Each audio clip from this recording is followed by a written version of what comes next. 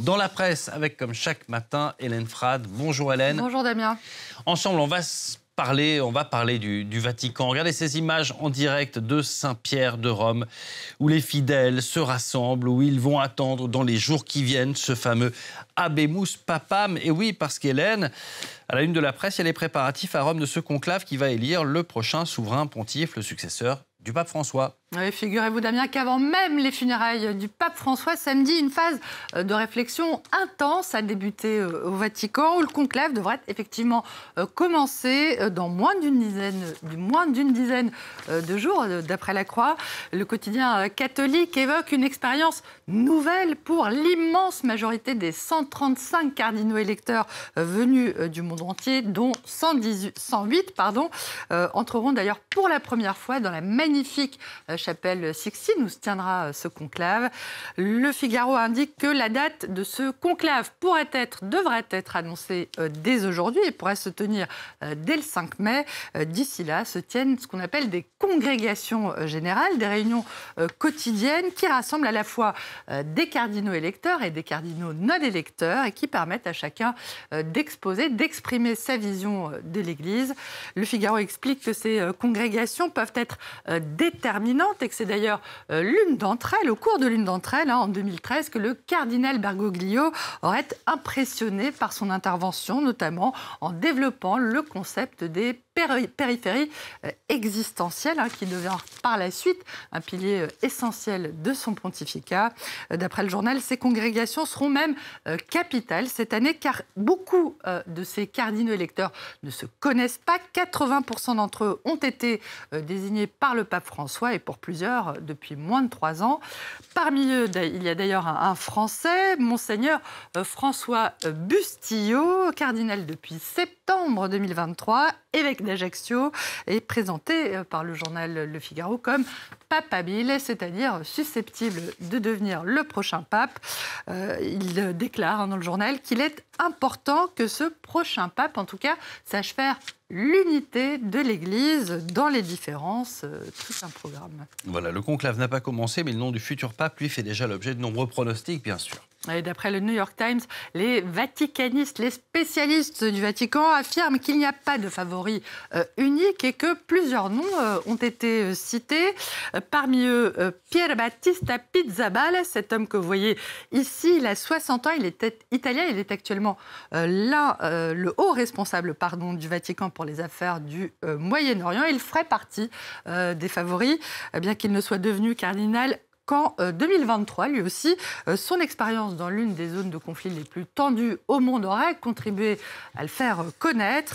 Le pape François, on l'a évoqué, exhortait l'Église à aller vers les périphéries, ce qu'on appelle les périphéries, c'est-à-dire les communautés catholiques d'Afrique et d'Asie. Et l'une des questions récurrentes, c'est de savoir précisément quand est-ce que l'Église sera prête à renforcer cet engagement en choisissant un pape africain.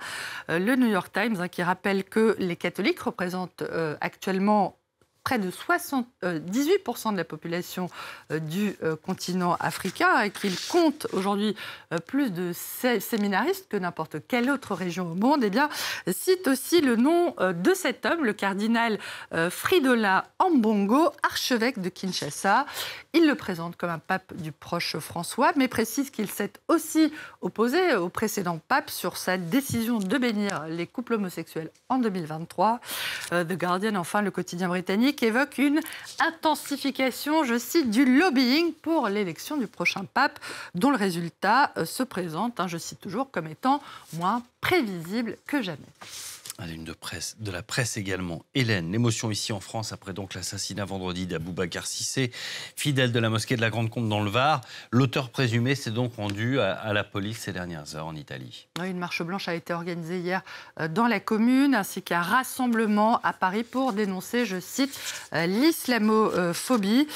C'est en tout cas le terme qu'emploie ce matin le quotidien Libération, qui fait état d'ailleurs de la déception des manifestants de la Grande Combe qui ont déploré le faible nombre et le faible nombre hier de politiciens présents.